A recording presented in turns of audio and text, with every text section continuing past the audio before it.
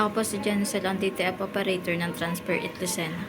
Ito po ay nagamit ng 6 na araw na may 45 total meters.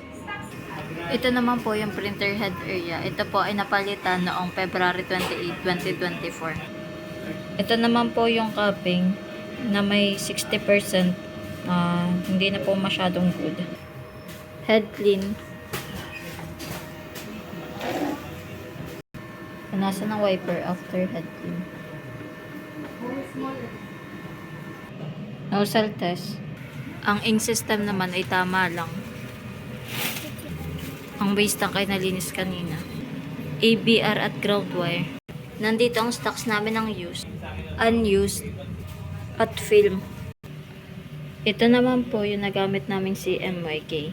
Isang black, isang yellow, isang white, isang solution, at isang powder. Ito naman po yung aming monthly checklist, weekly checklist, at daily output. Yun lang po. Salamat.